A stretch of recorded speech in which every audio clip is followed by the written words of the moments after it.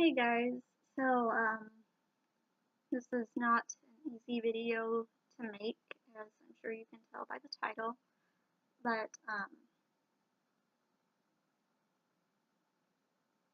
I'm trying to think of what all to say. I didn't have anything prepared or anything like that. I guess you're wondering when all this happened. On October 8th, I had found out that I was pregnant, and it's the reason why I wasn't doing very many videos. I wanted to make like this little cute announcement video just to inform you all, but things didn't go as planned, and I didn't want to let slip anything before I made that announcement video. We had went ahead and told our parents and family. Everyone was so excited. I mean, this was our first child. This was James's parents' first grandchild. My parents already have, I'm trying to think, yeah, 3 grandchildren, not including me and my twin and my younger brother, because we were adopted by our grandparents, so our grandparents are legally our parents. But anyway,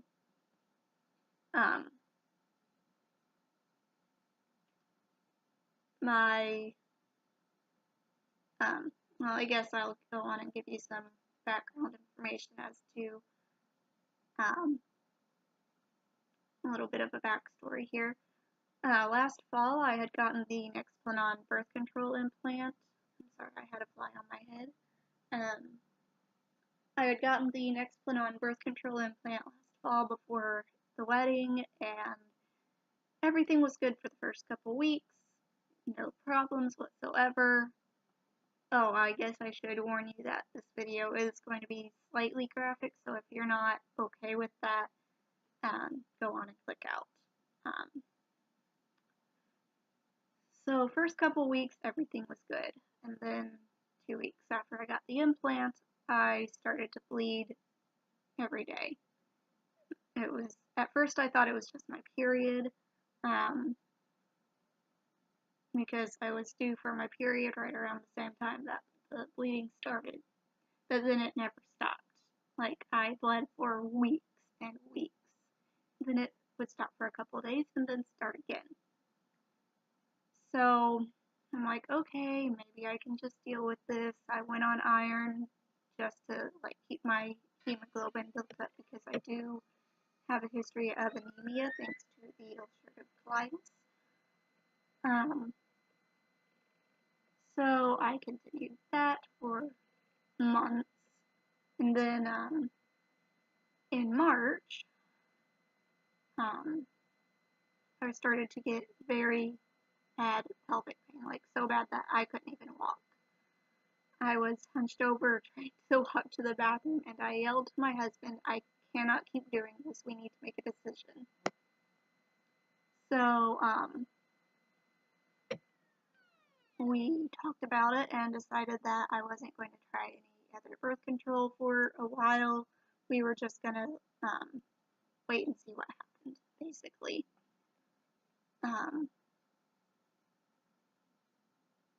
And for 6 months after I got my implant removed, nothing happened whatsoever. It's like we're kind of passively trying to have a baby, but not like actually trying.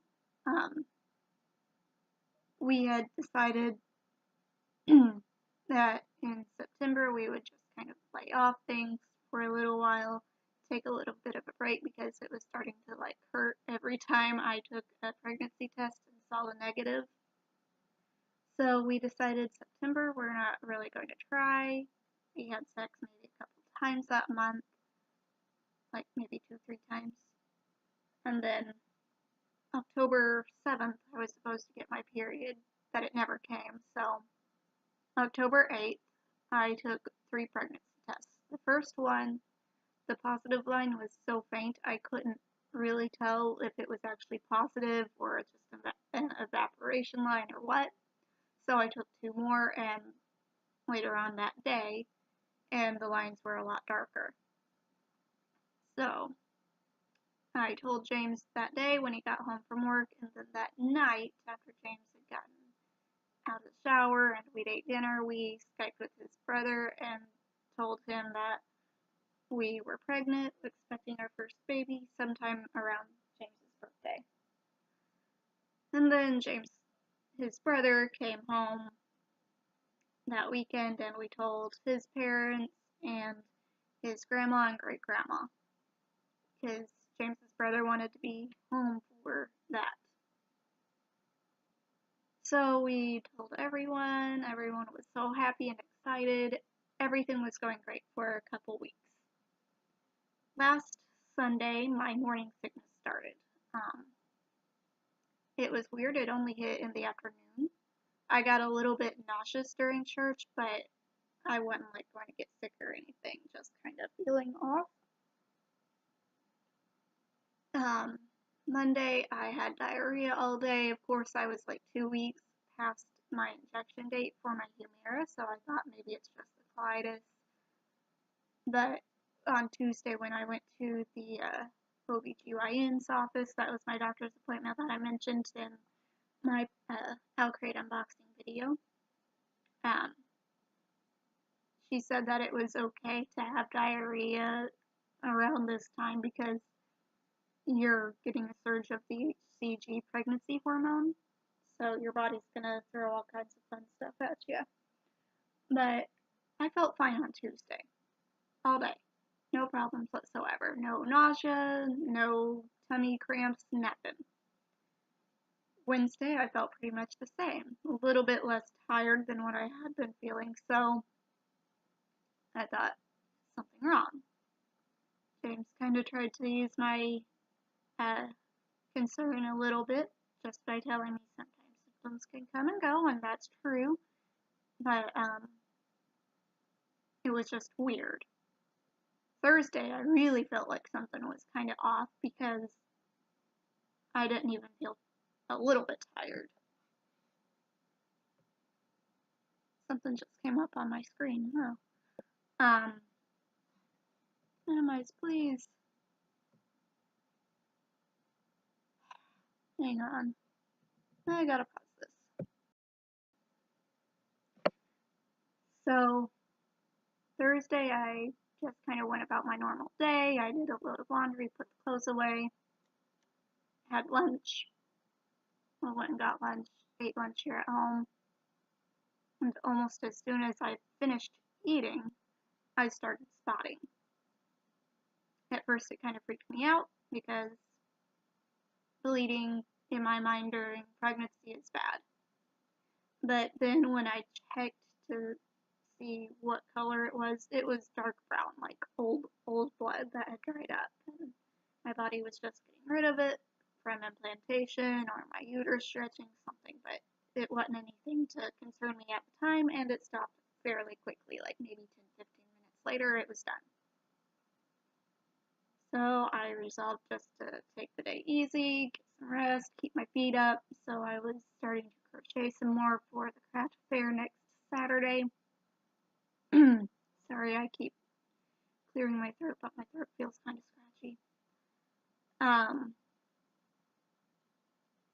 So everything was fine for several hours. James gets home, takes a shower, we eat dinner, takes the dog out. When he takes the dog out, I feel like I really have to go to the bathroom, so I stand up and just feel this gush. So I'm like, what was that? That's not normal. So I run to the bathroom praying, please don't let it be what I think it is. And I go to the bathroom and check, and there is way too much blood to be comfortable with. It's bright red. As soon as James gets home, I tell him, we need to go to the hospital. What the heck? Oh, there's a fly on the camera. I'm like, what is that? So we get our shoes and jackets on our way out the door, James calls my mom, and she's like, yeah, Sindel needs to go get checked out tonight. So on the way there, I'm cramping really bad. It's the 45-minute drive to the hospital that my OBGYN goes to from home. So 45 minutes there, and it was actually closer to an hour because we kept getting stuck in traffic from road work on the interstate. Why they do road work that late at night, I don't know. But on the way to the hospital, we get a text from his grandma asking if everything's okay, which is weird because we hadn't told anyone besides my mom, and we know she wouldn't have called. She would have gotten my dad, and they would have headed down to the hospital to meet us. And so at first we just text her, tell her to be praying for us. She's like, what's wrong? So we tell her we think I might be having a miscarriage. We're on our way to the hospital. You don't have to come. We've already called Sindel's mom. Sorry, I'm looking at the fly. And as soon as we send that text to her, we start to try to call James's parents. I had to get some Kleenex because I know I'm going to start crying at some point. So we call James's mom at first. She doesn't answer. We try to call James's dad. He doesn't answer. So we're like, well, maybe if we call your sister, she might answer the phone and take it to him. Because we didn't want her to know what was going on right now.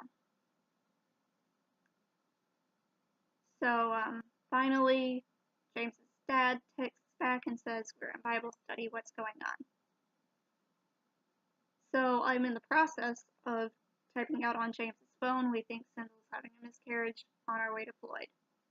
And then he calls. James's dad just calls as I'm typing mid-text. And he's like, what's going on? And it takes me a second just to start talking because I could feel a lump in my throat from where I was about to start crying. And as soon as I started trying to speak, the tears just started. And I was starting to cry so hard that you could not understand what I was saying. So I just hold the phone over to James. I'm like, tell your dad what's going on. And so we tell James's dad, I'm sorry, my veins are kind of bugging me. They're a bit longer than what I was expecting them to be already. So James tells his dad what's going on. His dad's like, okay, we'll meet you down at the hospital. And somehow, I don't know how, but somehow James's parents beat us to the hospital, bypassing all the traffic. So I'm wondering if they were down close to New Albany or not. I don't know. So they actually beat us to the hospital. They beat everyone to the hospital. Don't know how, but they did. Anyway, as soon as we park and I get out of the Jeep, I feel another gush. As soon as I start walking, I'm like, I gotta change my pad already. Less than an hour since I put on the last one. So we check in at the triage window, tell the guy why I need to be seen. He puts it in. I'm just like, okay, we'll get you back shortly. So I book it to the bathroom so I can change my pad. And when I pull my pants down and sit down and look down, there's just this glob of something. I don't know what it was, but there was a glob. A bright red, bloody glob. Just in the back of my mind, I think that's my baby.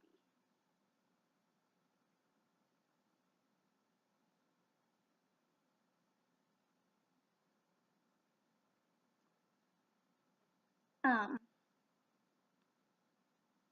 just pick it up in a bunch of toilet paper and drop it into the toilet and think, goodbye, baby.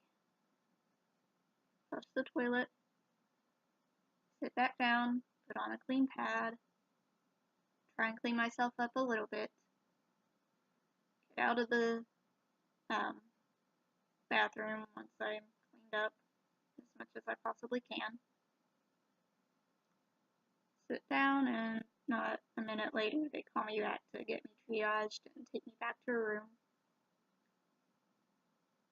And we were in that room for a while. The nurse started an IV on me, drew some blood. I saw a nurse practitioner that night because she was the only female on the ER staff that could actually see patients by herself. There's tons of female nurses, but there was one female nurse practitioner, her doctor, so I saw the nurse practitioner. She did a pelvic exam. She said she didn't see any fetal material at the time, but I had been passing clots like you would not believe, and then obviously the big glob.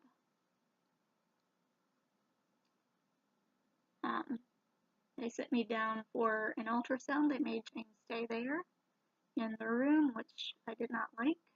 I wanted him there with me because I was scared to death. I was bleeding heavily. I was in a lot of pain. Like, this was the worst pain I think I have ever felt.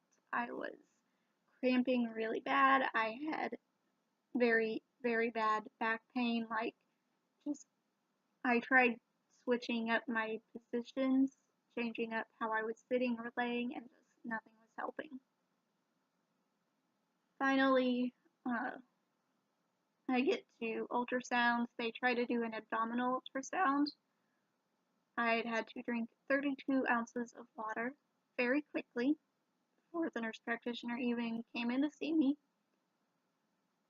And that's hard when you don't like water. But the ultrasound tech couldn't get very clear images, so she had me go empty my bladder and do a vaginal ultrasound. It was not comfortable at all. I didn't like it.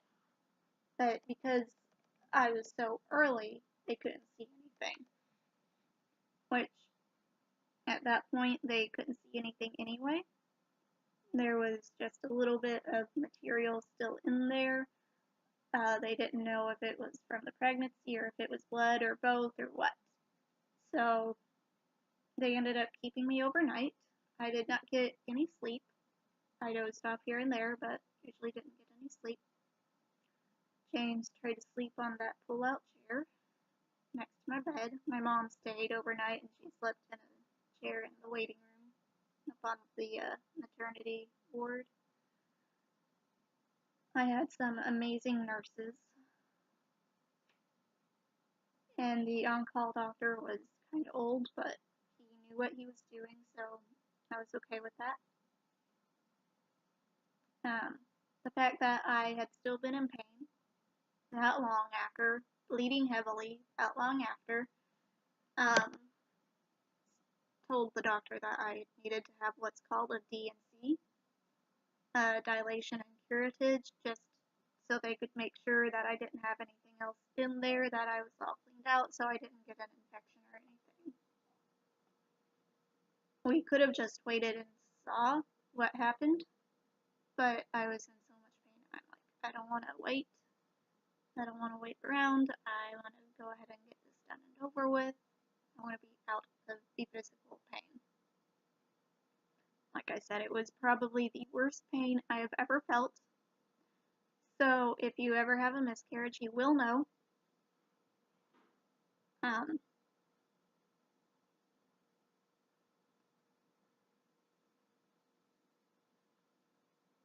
had the surgery, and the anesthesiologist was so nice. He came in and talked to me before I was ever taken back into the operating room. He took down my health history, of course, because they need to know that stuff.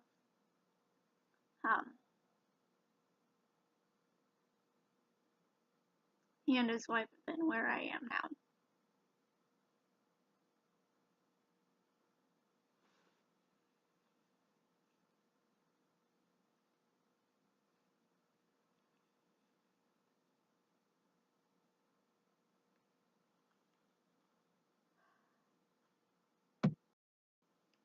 Sorry about that.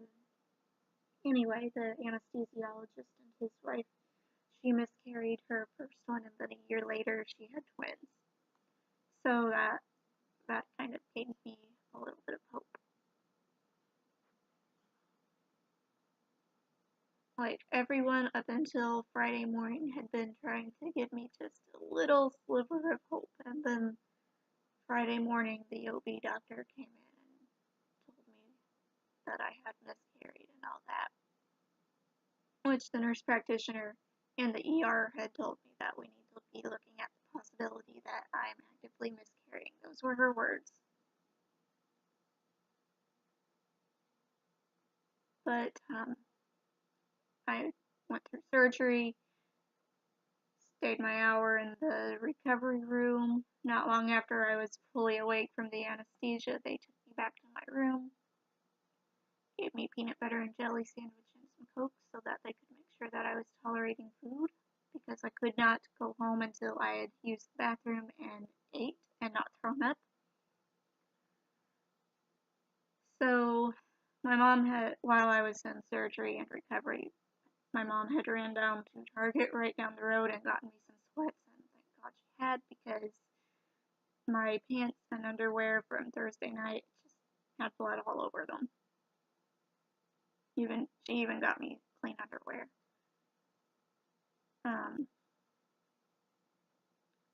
Friday night I spent the night at my mom's house, and then Saturday James and my dad went to a gun show, and me, my mom, my sister, and niece went to some thrift stores just to get us out of the house. And then Saturday night we went to like a jack-o'-lantern festival thing with James's parents, again just to keep us busy, keep our minds off what was going on.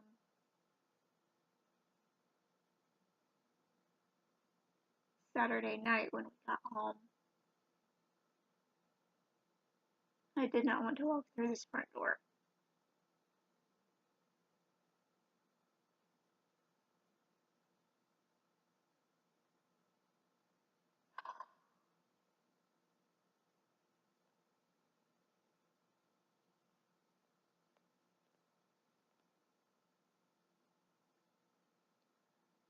I know my tone of voice isn't really changing all that much,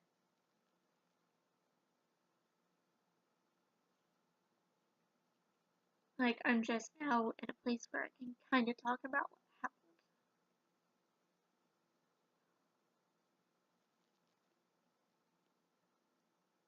I'm going to be taking a break from making videos until December. Probably the first or second week of December you will be getting more videos, but for now, no. I just need the time to grieve and process. I have a follow-up with my OBGYN next Friday, just to go over possible causes, I guess.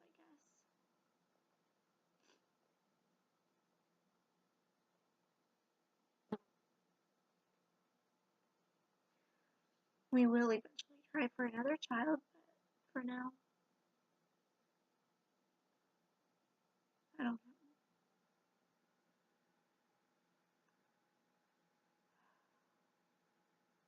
know. Anyway, thanks for watching, and I'll